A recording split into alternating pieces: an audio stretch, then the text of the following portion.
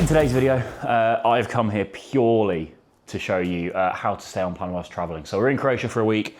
Flew here this morning. It's 12:30 Croatia time, which is 1 hour ahead of GMT. This is just purely going to be about bodybuilding, staying on plan whilst traveling, because I travel a lot. This was my 10th time going to Manchester Airport this year, which was a sad realisation this morning. But yeah, so obviously part one, phase one of this is when you are actually the day of travel, which is one of the hardest. I actually had a client ask me about this the other week, Oysin, shout out to you. Was traveling to New York, asked about doing zero sodium, zero carbs, all this sort of stuff. And with the phase he's in and the phase I'm in right now, it didn't make sense, right? So if you're in the off season, just eat your meals as normal. So what I always do, is you'll see, is whilst I was on the flight, I had one meal of chicken and rice. Whenever I'm traveling for flights and stuff, I always package my meals like this. So it's just a disposable Tupperware, meal inside, and I Ziploc bag each one individually.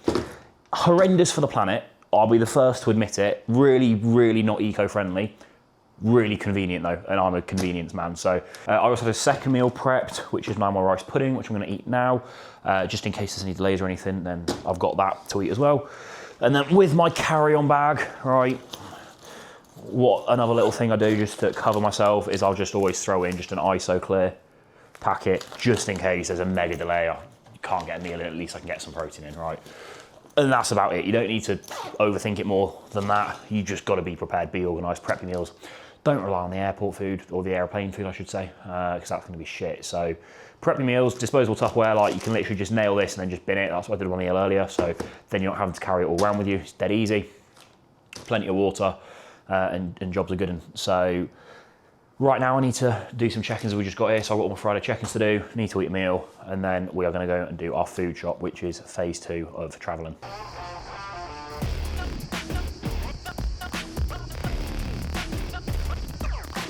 Right, so the rice pudding has been consumed. I've done my check-ins.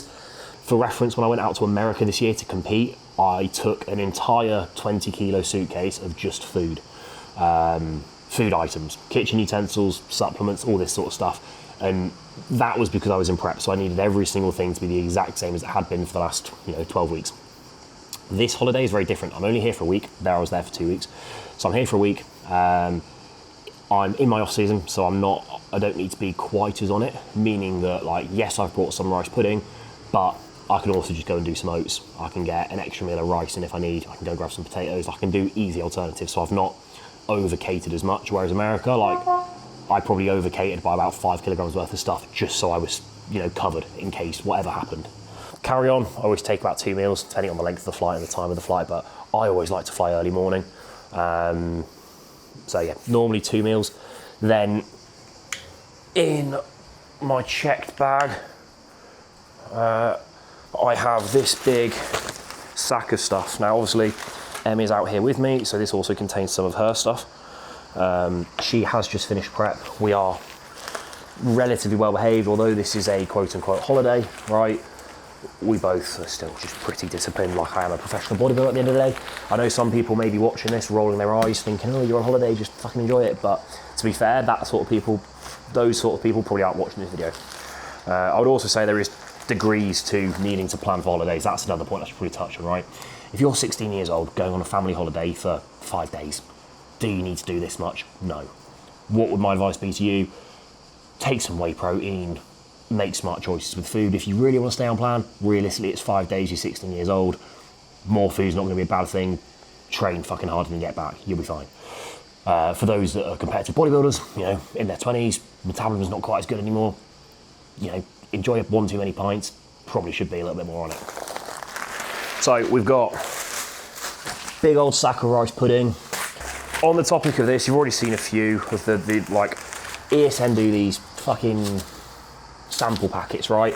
I'm not going to sit here and do it as an advert because, in my opinion, to be fair, if you're buying those, you're lazy, because just buy a 3 kilogram bag of rice pudding and it's significantly cheaper, and then just buy a massive pack of Ziploc bags and you can divide up your own meal sizes, right?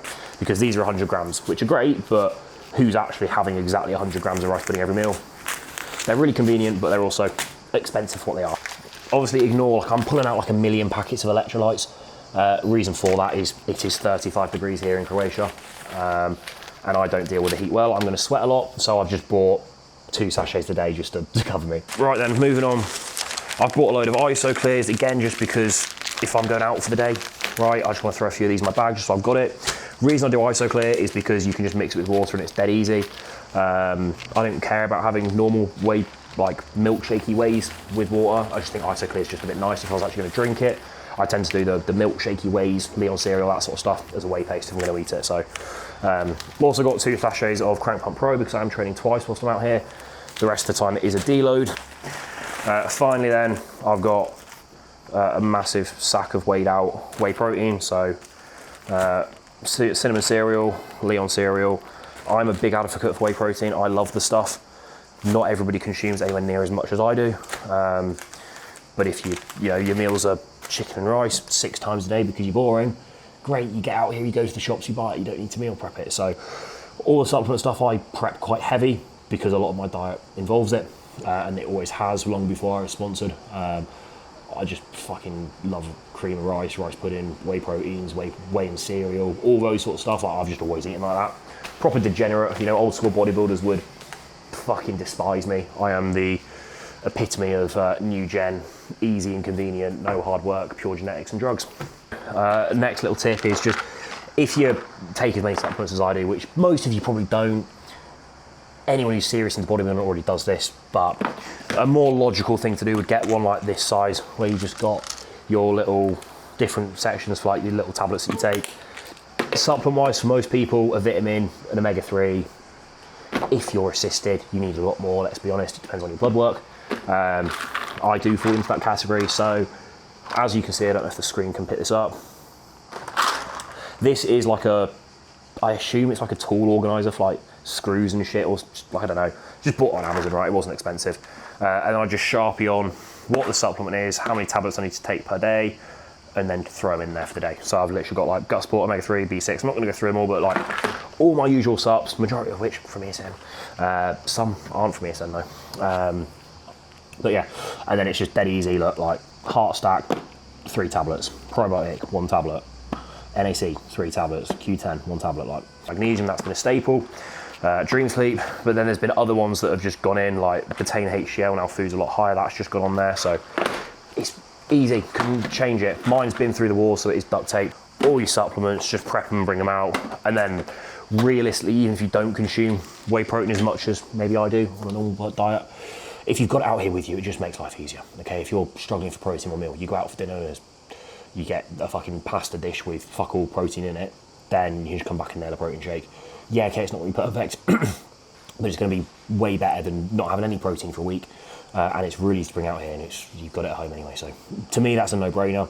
Do you need to do it to the extent I've done it here? No, but just even bringing out a few little packets of fucking ISO Clear, right, it's just going to make your overall experience and ability to stay on plan just that little bit easier.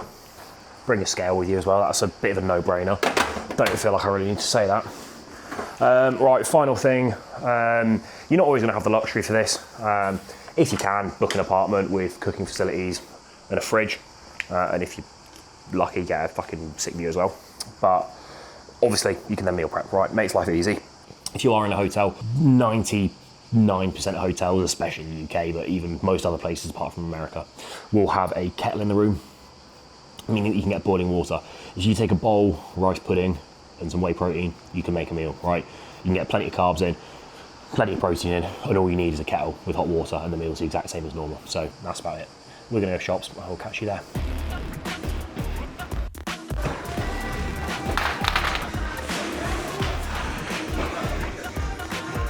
Maybe it is the exit.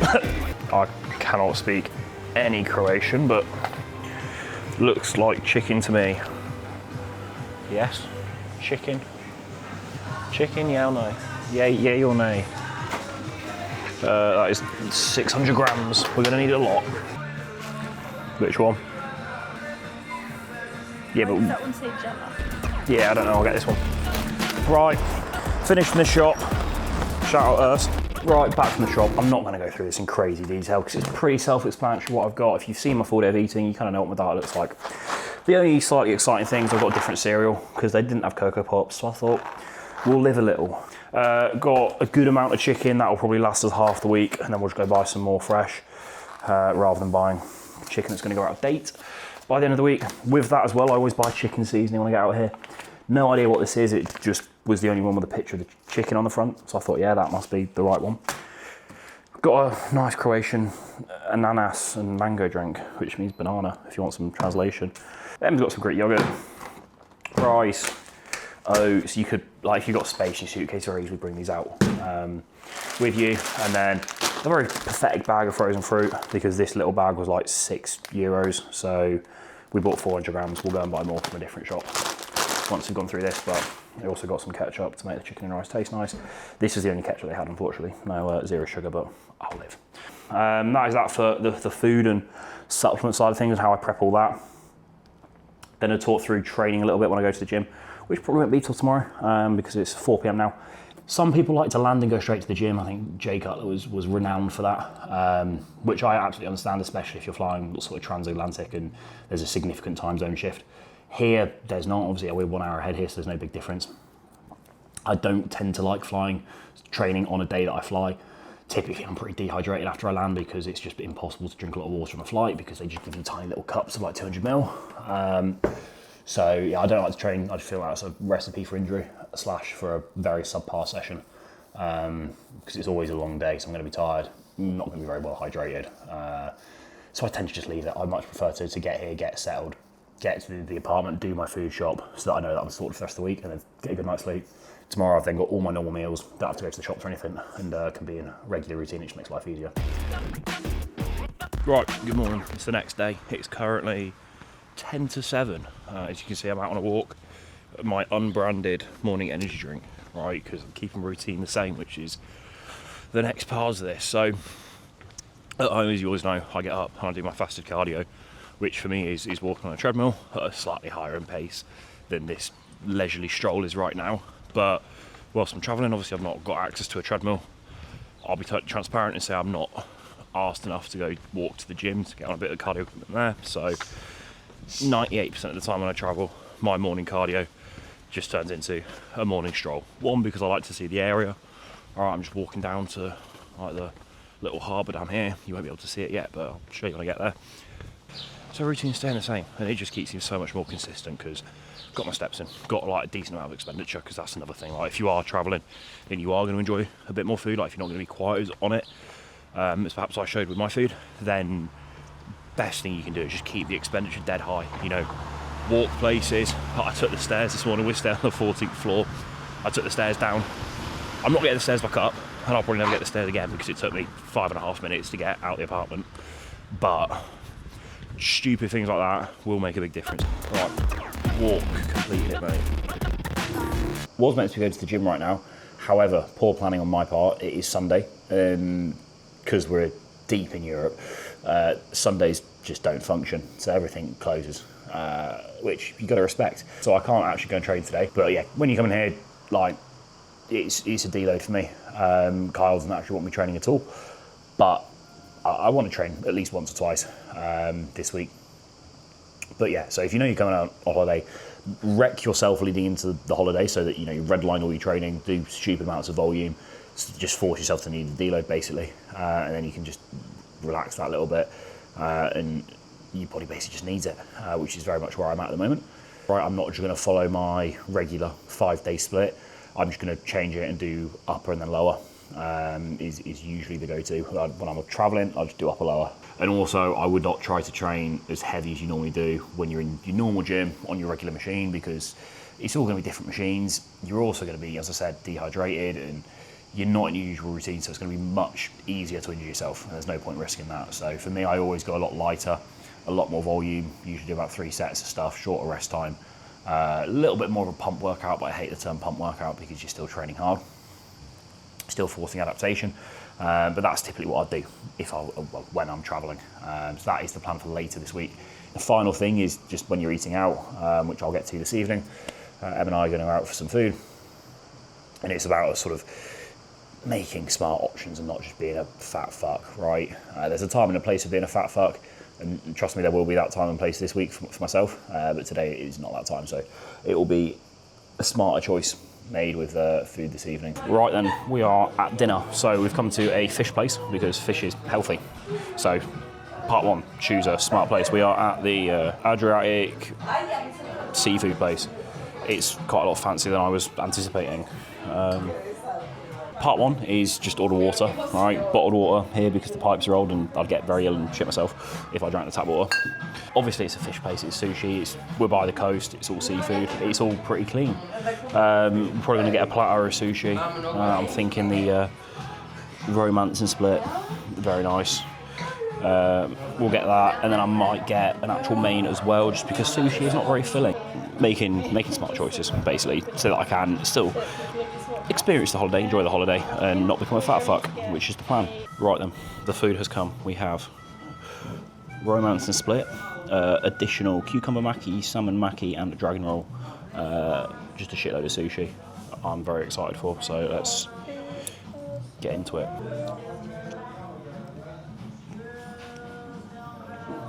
Verdict. Pretty good. Cucumber maki. Oh, it's so good. Right. Eat sushi. It's pretty clean. I don't eat soy sauce with my sushi, so I'm weird, I know, but it massively reduces the sodium intake, so for me this is a pretty clean meal that I won't hold a lot of water from or anything like that, so gonna nail this. We'll likely have a whey isolate sachet when I get in, just because it is fish, but it's not a huge amount of fish, right? It's not enough protein, so I'm going to enjoy some sushi. Thank you for watching. If you do want to see what else we get up to, what else we are away, and see what I've said in this video put into action, then watch next week's video, as it'll all be included there. So I will catch you in the next one. Thank you for watching.